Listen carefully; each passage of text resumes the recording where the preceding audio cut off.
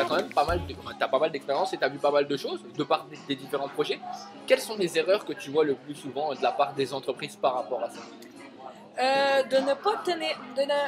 Les erreurs que je vois les plus fréquentes, c'est que les gens ont compris que les médias sociaux c'est important, alors ils assurent une espèce de présence minimale. Ça, c'est la plus grosse erreur. Tu sais, je veux dire, un journal hyper connu ici, je ne le nommerai pas quand même, et qui a une valeur intellectuelle importante. Là, je veux dire, c'est des débats de fond, c'est un journal de qualité. Mais écoute, il poste sa nouvelle à tous les jours sur Twitter à minuit.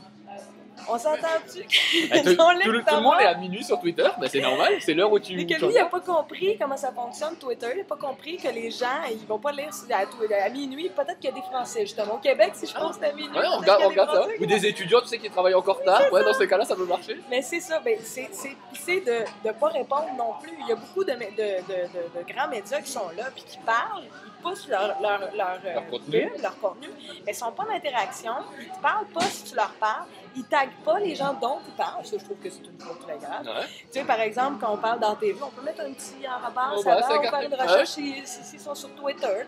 Fait que en fait, c'est de connaître le langage, l'éthique et les façons de faire de chaque média et de se les approprier.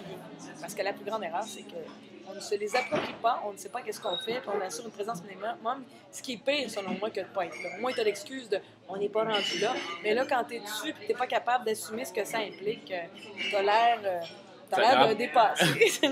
Ça fait du web 2, tu fais du web 2, tu fais du web 1.0 sur du web 2.0. Vu que genre tu donnes que du contenu mais tu reprends rien et t'échanges pas. Exactement. D'accord, ok. Alors maintenant je vais te demander une autre chose, ce qu'on appelle un cas d'entreprise, d'accord? Alors là ça va être vraiment facile pour toi. Je vais te donner un cas d'entreprise et par rapport à ça tu vas me dire ce qu'elle devrait faire, ce qu'elle doit pas faire, ce que tu lui conseilles. Ça te va? T'es prête? Ouais. Comme ça, direct. Non. Ouais. À froid. Attention. À chaud plutôt. Ouais, à chaud, bah ouais, on va dire ça comme ça. Au Québec, on dit à froid. À froid. Alors, qu'est-ce qu'on va prendre comme exemple? Ça y est, j'ai envie. Alors, je suis un snack dans une petite ville, un snack de restauration rapide. Je souhaite m'installer sur les réseaux sociaux. Qu'est-ce que je fais? Ben déjà, tu pourrais voir, moi, la première chose que je ferais, un snack, souvent, dans les régions, les gens connaissent les serveurs, la serveuse. Fait que déjà, tu pourrais voir, j'ai une serveuse qui est populaire, je vais ouvrir une fanpage de la serveuse. Déjà. Oh, ok, d'accord. Ça serait une idée que je... Tu sais, j'essaie d'être... Puis là, par exemple, je sais pas, c'est Julie, la serveuse, elle est là, elle vend des patates, toute la question. Tu fais une fanpage de Julie, tu demandes à Julie, tu sais, de participer, t'as-tu des petites interactions, etc. Puis là, c'est sûr que ça prend quelqu'un en support. Julie ne deviendra peut-être pas l'animatrice de communauté, mais déjà, elle, une animatrice de communauté dans un sens, parce qu'elle est en relation avec son client. Fait que déjà, ça peut commencer à être en relation par la fanpage. C'est un bon début. Relié à ça, éventuellement, ben là, le restaurant, moi, je m'ouvrirais un compte Twitter. Okay? Puis le compte Twitter, je l'alimenterais régulièrement à l'heure du souper, par exemple, ou à 4 heures. Quand les gens ont un petit fringale, là, tu postes un petit tweet genre « me semble que des frites au vinaigre et sel, c'était bon. » C'est bon, là. Juste ça. Là, les gens « oh ouais, hey, le snack patente, tu viens de me donner de manger des petites frites au vinaigre. » Puis quelque chose de bien sympathique qui est pas je te vends mes frites, je te donne des idées, puis je te parle, c'est sûr, de mon restaurant, je me cache pas, mais je parle de d'autres choses aussi. Ce petit restaurant-là, donc, aurait un compte Twitter, aurait une fanpage reliée, mettons, à sa serveuse vedette. Ouais. C'est pas obligé d'être ça, là. Ça peut être le propriétaire qui est connu. La personne sympathique que les gens côtoient le plus régulièrement, parce que c'est un réseau social. Puis peut-être éventuellement un blog, mais ça, c'est sûr, c'est plus de travail. T'sais, ça pourrait être un blog sur les recettes, les pires fast-food ou comment le fast-food n'est pas si pire dans votre vie si c'est de temps en temps. Etc. Okay. Ou faire un contrebalancier, puis faire « Hey, on vous parle de santé, puis quand ça vous tente plus, on a des frites. » Ok, d'accord, C'est un petit côté de même. Puis là, sur Twitter, bon, c'est ça, tu postes, tu es en relation, tu peux retweeter tout ce qui a rapport avec les fast-food, mais avec la bouffe aussi. Ouais. Ça peut être, tu t'insères dans la communauté des foodies. Tu peux voir, si tu as des gens, vraiment des maniaques de ton restaurant, là, ben, tu leur dis, hey, viens sur ma page. Viens voir ce que ça donne. Puis même, j'ajouterais à ça la géolocalisation. Là, je pense pas que les patelins sont rendus là, mais bon, peut-être qu'ils sait. Peut-être que ça peut aider. Moi, je me suis déjà géolocalisé dans un bosquet, dans les fins fonds. On sait jamais, mais si même, tu pourrais peut-être, c'est là où tu vas me dire si c'est possible, tu pourrais peut-être faire une campagne de sensibilisation par rapport à la géolocalisation en amenant l'application, en expliquant. Oui, tout à fait. Ben oui, tout à fait. Mettons que tu décides de développer une badge pour ton restaurant. Dans Foursquare, c'est un truc pour se géolocaliser. Tu fais la badge du King de la patate. Mettons. Ok. Oh, c'est bon ça. J'aime. Je suis sûre qu'il y en a qui veulent être le King de la patate. Puis pour être le King de la patate, il faut que tu sois allé manger je sais pas combien de fois. Là. Ouais. Bon, puis t'as ce badge. Puis là, tu l'expliques là, dans ton menu, tu l'expliques sur ta place. Deviens le King de la patate. Julie en parle sur la page Facebook. Parce qu'elle, il faut qu'elle soit en réaction avec les gens, tu sais. Puis d'ailleurs, Julie, elle peut toujours dire « Hey, aujourd'hui, Chosebin est venue manger parce qu'elle va les avoir comme fan, elle peut les taguer. Puis ça faisait plaisir de te voir. » Puis c'est sûr que faut voir les sensibilités, mais parce que je pense que ça pourrait aller jusque-là. Valorisation de la personne, ça exactement. Puis quand les gens, puis tu peux te mettre parce qu'il y a possibilité, en passant, dans les fanpages, de mettre des tables que tu appelles, puis que tu peux mettre tes contenus là. Donc, si tu as une discussion sur Twitter, moi, j'ai mis le fil Twitter.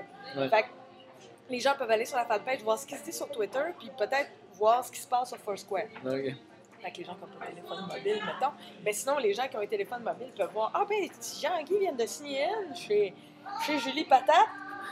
Ben, allez la rejoindre. » Je vois, ouais, je comprends. Fait que, vous voyez le genre, c'est vraiment le penser, c'est du communautaire, là. On revient à ça, mais avec des outils qui sont hyper technologiques. Fait que des fois, les gens ne comprennent pas parce qu'ils ont l'impression qu'il y a un clash. On est dans les technologies. Oui, mais c'est basique, là. C'est vraiment, là, de la gestion de communauté. Pense à qu'est-ce que tu fais là, dans ton petit quartier là, pour organiser tes parties de ruelle et pouvoir le voir. Mais applique ces principes-là au 2.0, c'est la même chose. C'est du respect de l'autre être humain puis c'est de le faire participer.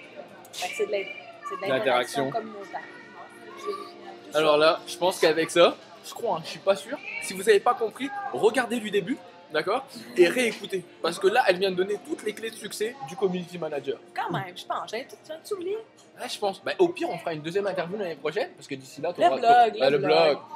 Le blog, en tout cas, ça reste quand même... Un moyen aussi?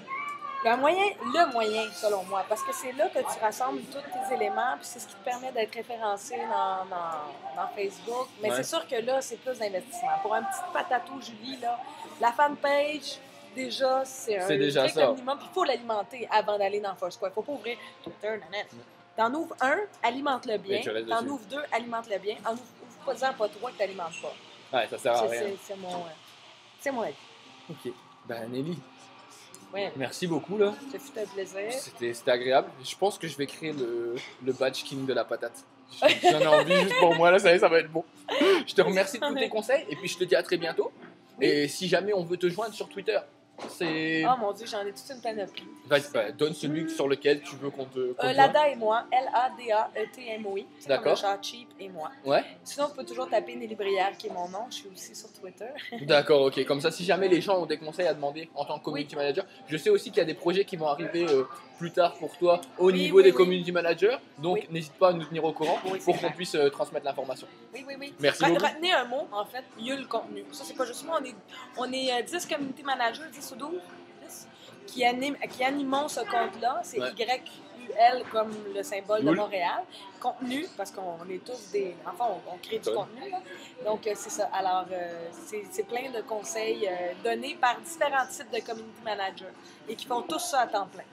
Donc, regardez, ça risque d'être intéressant. Merci encore Nelly et à très bientôt. Bye.